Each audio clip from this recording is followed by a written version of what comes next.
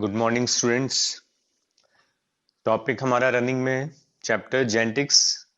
Genetics में classical genetics हमने start किया है। लास्ट लेक्चर में इससे रिलेटेड कुछ बेसिक टर्म्स हमने डिस्कस किए थे। Now today is Mendelism.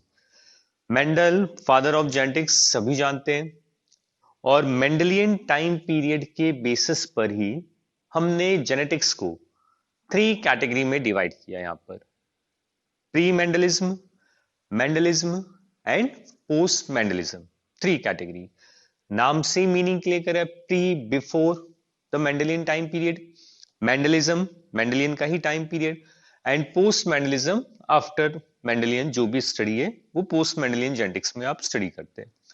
तो यहां आपके सिलेबस में 2 सेगमेंट्स है, Mendelism and post Mendelism.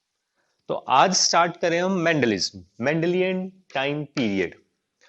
Mendel father of genetics, और आप सभी जानते हैं मेंडल का experimental material P, Pisum sativum. इन्होंने अपने एक्सपेरिमेंट के लिए पी को सेलेक्ट किया, और जो पी पाइसम सटाइवम वो एक्चुअल में डिप्लॉयड प्लांट है, और इस डिप्लॉयड में total number of chromosomes are 14। तो हमने नोट किया diploid 2n is equal to 14, means की 7 pair of chromosomes are present. ये तो मेंडलियन प्लांट। अब इसी इंट्रोडक्शन में हम देखें तो मेंडलियन जो टाइम पीरियड है वो ये, और यहां मेंडल ने अप्रोक्सीमेटली पी प्लांट पर 7 इयर्स तक अपने एक्सपेरिमेंट्स को कंप्लीट किए, और वो 7 इयर्स आपको गिवन है 1856 टू 63 तक।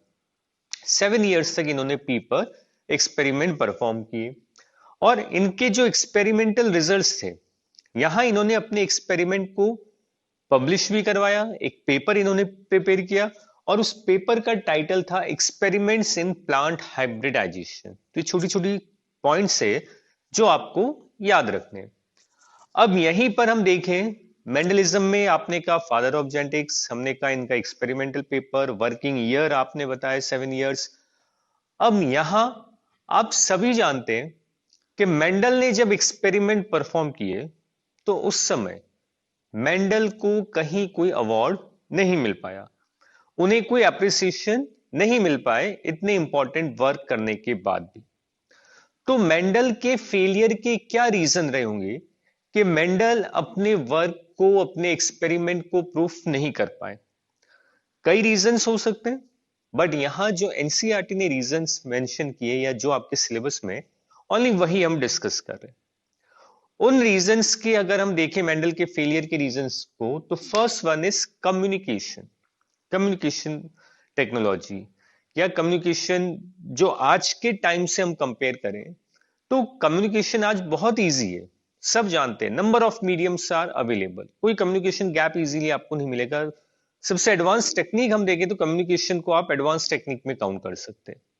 बट जो मेंडलियन टाइम पीरियड था, क्या इस समय कम्युनिकेशन इतना एडवांस था जितना कि आज है? नो। तो मेंडल के फेलियर का एक बहुत बड़ा रीजन हमने किसे कंसीडर किया यहां पर? कम्युनिकेशन को। Communication was not easy at that time, Mendelian time period पे, और वो इनके फेलियर का एक रीजन बनता है। सेकेंड रीजन जो गिवन है वो आप बता रहे हैं यहां पे, यूज ऑफ मैथ्स। मेंडल की मैथ्स बड़ी स्ट्रांग थी। अब ये कहा गया है कि मेंडल ने जो अपने रिजल्ट्स की जब समरी प्रिपेयर की, यानी रिजल्ट को कंपाइल करना स्टार्ट किया, तो ड्यूरिंग कंपाइलेशन उन्होंने मैथमेटिकल फॉर्मूला काफी ज्यादा यूज में लिए, और उस समय जो भी लीड कर रहे थे रिसर्चर, साइंटिस्ट वगैरह, वहां उस समय जो सीनियर्स थे, तो ऑब्वियसली उन्होंने मैथमेटिकल फॉर्मूला को वेटेज नहीं दिया कि बायोलॉजी में किस तरह से आप इतने लार्ज स्केल पे मैथमेटिकल कैलकुलेशन यूज में ले रहे हैं। आज हम यूज में लेते हैं स्टैटिस्टिक वगैरह, बट उस समय उन्होंने यूज में लिया। तो उस समय के जो साइंटिस्ट थे, रिसर्चर थे, वो इस बात को एग्री नहीं कर पाए। तो शायद अगर मेंडल मैथमेटिकल फॉर्मूला यूज नहीं लेते तो मे बी वो सक्सेस कर जाते। तो एक रीजन गिवन है मैथ्स का भी, कि शायद उनके फेलियर का एक रीजन मैथ्स भी रहा हो। फैक्टर्स फिर गिवन है। अब फैक्टर किस तरह से? फैक्टर जो कि जीन, लास्ट में हमने देखा भी था लेक्चर में, मेंडल ने कहा कि characters are controlled by factors. And factors are transfer from one generation to next. तो उनसे क्वेश्चन पुटअप किया गया कि एक्चुअल में आप कह रहे हैं फैक्टर ओके वो कैरेक्टर को कंट्रोल कर रहा है, but what is the physical proof of factor? आप फैक्टर का कोई फिजिकल प्रूफ तो बताइए कि फैक्टर है कौन, क्या है, किससे मिलके बना है। बट क्या मेंडल के पास इन क्वेश्चंस का कोई आंसर रहा होगा? नो, क्योंकि फैक्टर कौन, जीन जीन डीएनए ये चीजें उस समय डिस्कवर नहीं थी। तो मेंडल को कोई आइडिया नहीं था कि फैक्टर कौन, उसका फिजिकल प्रूफ का कोई आइडिया नहीं। बट वो कॉन्फिडेंट थे कि फैक्टर जो भी है वो कैरेक्टर्स को कंट्रोल कर रहा है। बट ये फैक्टर को एक्सप्लेन नहीं कर पाए, उनका कोई फिजिकल प्रूफ प्रोवाइड नहीं कर पाए, इसलिए उनकी बात को भी फिर वेटेज नहीं दिया गया। तो कुछ रीजंस आपको दे रखे हैं जो बताते हैं कि मेंडल अपने वर्क को क्यों एक्सप्लेन नहीं कर पाए। तो कुछ फेलियर्स की रीजन है। इसी तरह से अब सक्सेस की रीजन की बात की जाए। अब देखिए सक्सेस क्या, अभी हमने कहा failure, success in the sense कि मेंडल हमेशा अपने एक्सपेरिमेंट में सक्सेसफुल रहे। वो अलग बात है कि अपने एक्सपेरिमेंट को प्रॉपर एक्सप्लेन नहीं कर पाए, बट उन्होंने जो एक्सपेरिमेंट किया वो 100% एक्यूरेट रिजल्ट के साथ आपको मिले। तो यहां आपको देखने कि एक्चुअल में मेंडल ने क्या फॉलो किया जिसमें जिसके कारण वो अपने एक्सपेरिमेंट में हमेशा सक्सेसफुल रहे। उनके भी कुछ रीजंस गिवन है यहां पर। Like first one is study of one और two character at a time. जिस भी कैरेक्टर की हेरिडिटी इनहेरिटेंस को उन्होंने स्टडी करनी है, at a time only one. ऐसा नहीं कि आप एक बार में नंबर ऑफ कैरेक्टर्स लेके स्टडी करें, नो, उसमें टाइम तो आपका कम लगेगा बट रिजल्ट की क्वालिटी मेंटेन नहीं रहेगी। और मेंडल इन चीजों को जानते थे, पेशेंस रखा उन्होंने, at a time one character study करने के लिए उसी को डिटेल में स्टडी कर रहे हैं। ऑब्वियसली उसमें टाइम ज्यादा लगना था बट रिजल्ट की एक्यूरेसी भी तो पड़ेगी, क्योंकि आप 100% at a time one character पे फोकस कर रहे हैं। 7 इयर्स लगे मेंडल को। तो ये अपने आप में एक पॉइंट है सक्सेस का कि वो एक बार में एक ही कैरेक्टर पे फोकस करते थे। तो 7 कैरेक्टर्स उन्होंने सेलेक्ट किए पी प्लांट में।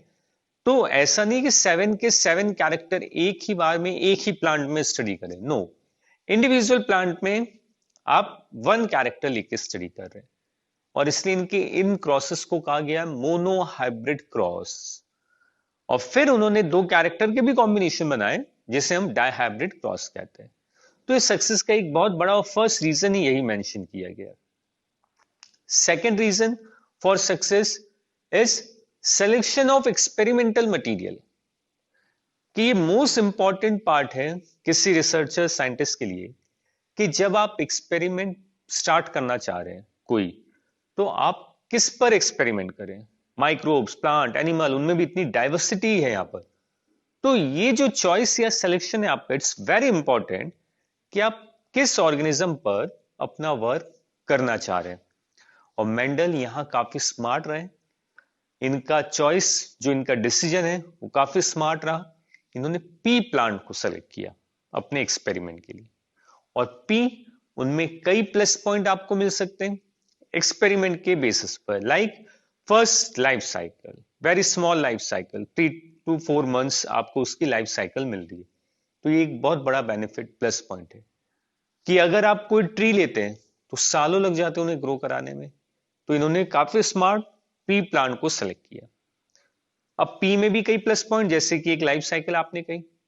सेकेंड, पी में नंबर ऑफ कॉन्ट्रास्टिंग ट्रेड्स आपको मिल जाएंगे, कॉन्ट्रास्टिंग, जिन्हें हम इजीली डिफरेंशिएट कर सकते हैं, जो अभी आप देखेंगे भी आगे।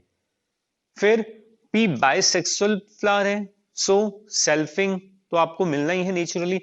Artificially cross pollination can be easily perform in P plant. तो ये कुछ प्लस पॉइंट है पी के, जिस जो आप बता रहे हैं उनके सिलेक्शन के लिए कि उन्होंने पी को सेलेक्ट किया। क्यों? तो ये रीजन है पी को सेलेक्ट करने के। फिर इन्हीं प्लस पॉइंट्स में आप देखें लार्ज सैंपलिंग साइज।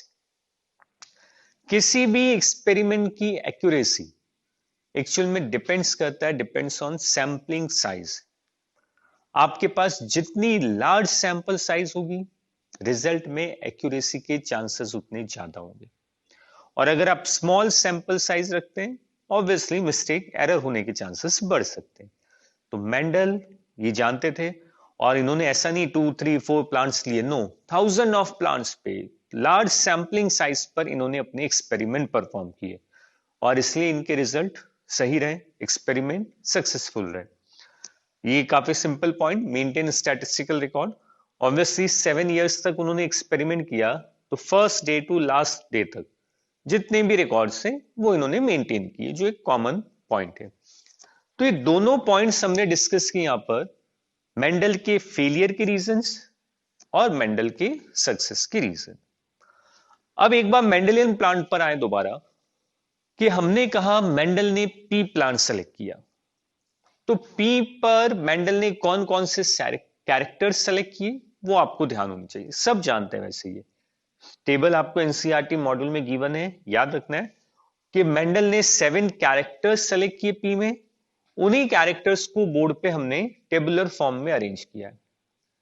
जब पूछा जाए characters are 7 and traits are 14, देखिए 7 characters, trait 14, 7 dominant and 7 recessive. अगर इस टेबल को आप देखें तो इस टेबल में 4 कॉलम हमने बनाए, first character, second dominant, third recessive and last column for chromosome number. देखेंगे उसको अभी।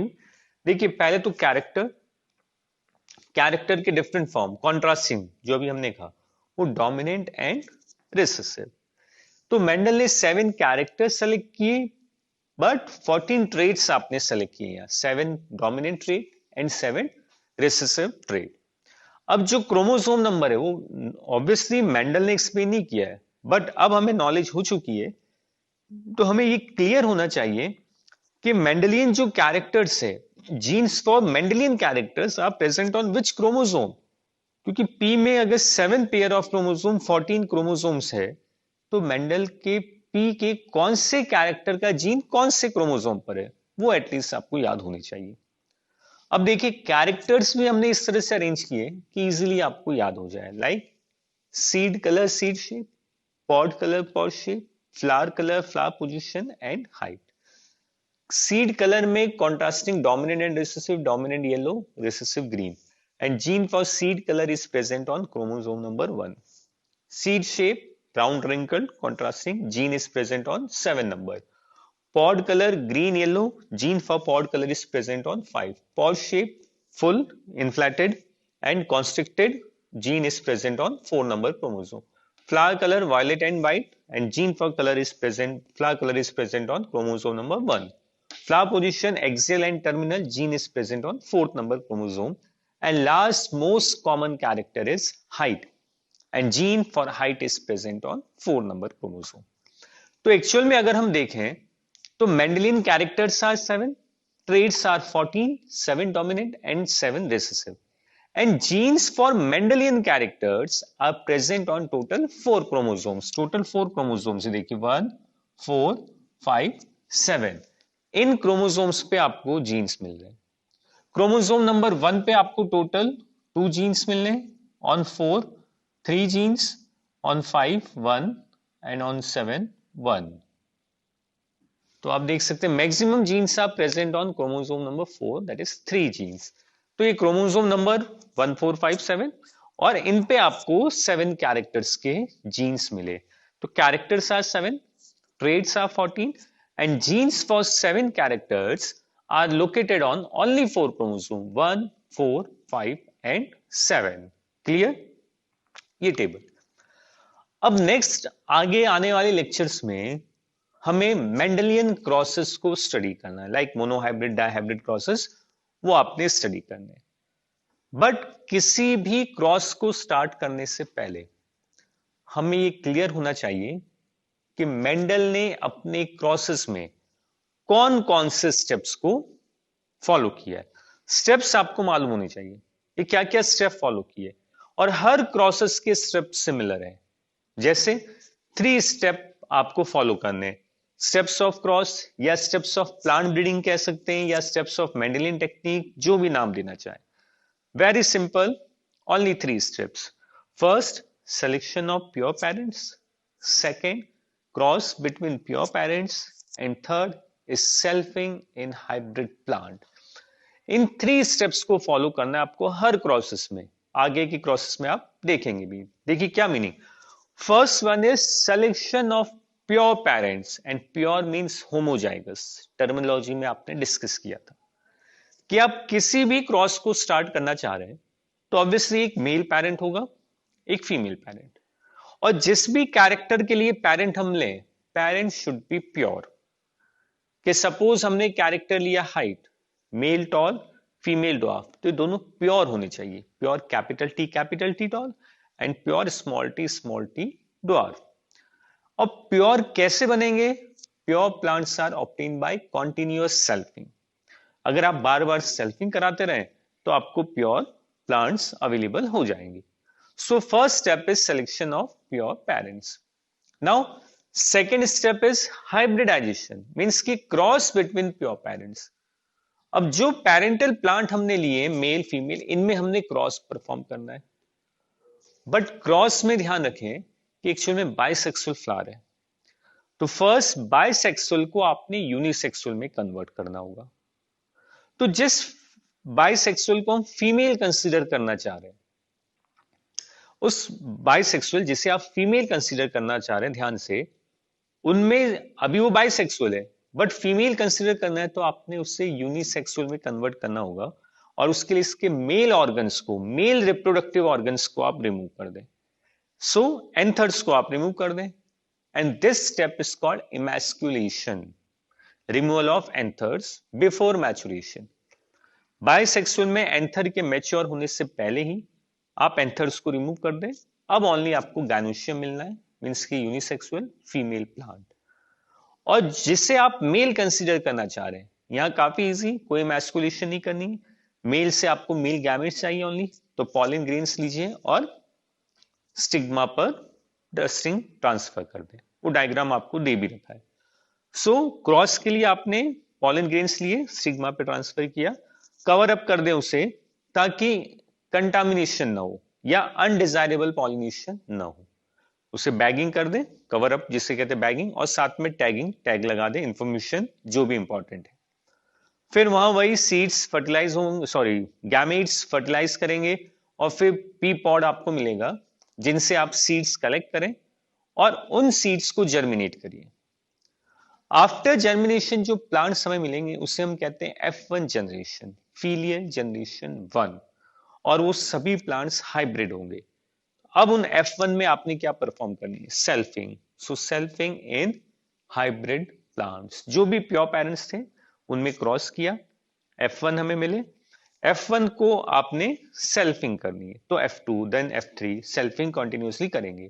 तो कैसे होगा क्रॉस, क्या है वो आप नेक्स्ट लेक्चर में देखेंगे। मोनो हाइब्रिड प्रोसेस में आप देखेंगे तीनों स्टेप्स आपको फॉलो करने, मोनो डाई आगे हर प्रोसेस में ये 3 स्टेप्स फॉलो होंगे। First is selection of pure parents obtained by continuous selfing. Second, cross between pure parents.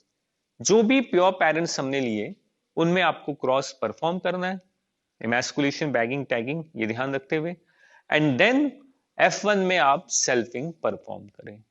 Clear? तो ये था आपका आज का लेक्चर। Okay, thank you.